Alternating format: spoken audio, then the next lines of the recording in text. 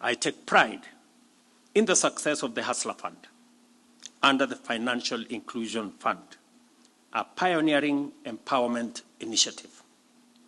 In just under 3 years, it has disbursed over 72 billion to 26 million Kenyans, mobilized over Kenya shillings 5 billion in savings, and provided vital working capital to millions of micro entrepreneurs, proving that even the smallest businesses can thrive with the right support. Our critics, the naysayers, the perpetual pessimists, and the chorus that never sees anything working in Kenya would have you believe that the Hustler Fund is a failure, as it is indicated in today's newspapers. They say this because they either do not understand or refuse to acknowledge the daily realities of millions of Kenyans this fund was designed to empower. Let me give you a background to the Hustler Fund. As a member of parliament, from my home to Eldoret town, there is a place called Mailitisa. And in this Mailitisa, people sell wares, roast maize, bananas, fruits, many things. And there is a fellow who comes there with 10,000 shillings. He lends somebody in the morning 100 shillings and waits for him in the evening. You have to pay 100 shillings plus 10% in the evening. 500 shillings, you pay him 10% with the 500 shillings in the evening. And that good man, sometimes called Shylock, does this on a daily basis. So there are Kenyans who pay 10% interest daily. What does that translate to in a year? You will calculate the numbers, right? So I want to persuade my good friends, the people who talk from Nairobi.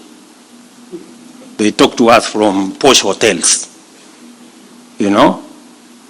They have money from this NGO and that NGO and the other one. Please, there are Kenyans who today have a mechanism for them to borrow money. And for your information,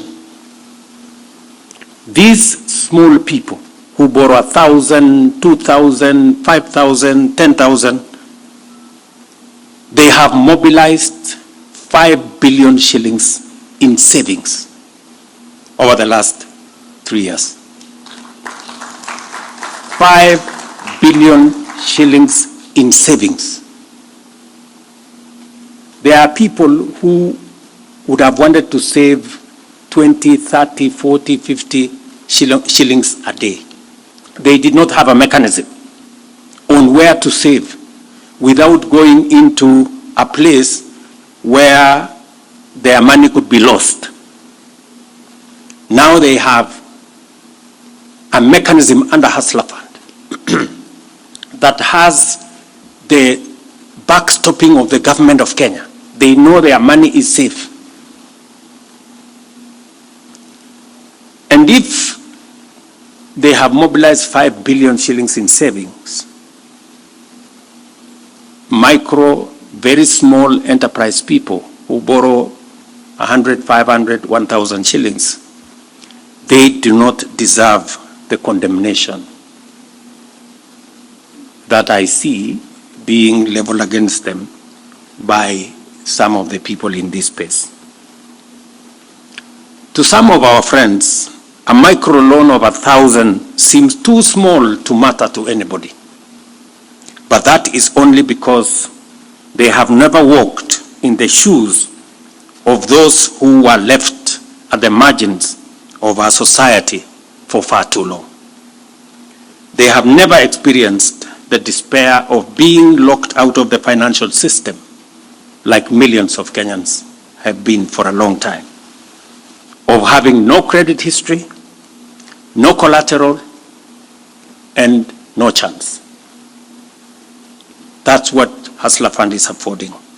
And now, those same critics are spreading fear and despondency by falsely claiming that the fund has a 60% default rate. That is a deliberate distortion of facts.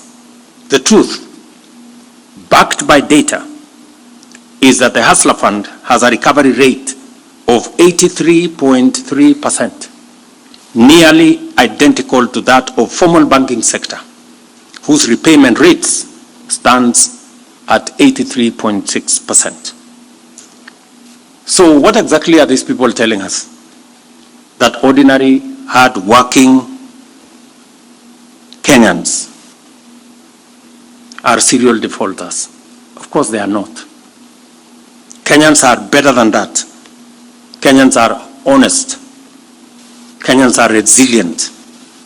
Given the right tools and a fair chance, Kenyans will always do their part.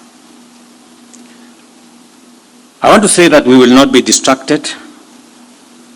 Those who, when facts do not serve their agenda, resort to fabricating narratives to prop up their falsehood.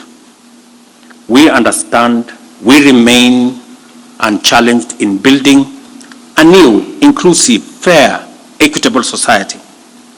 And I count on the private sector as essential allies and collaborators in this journey.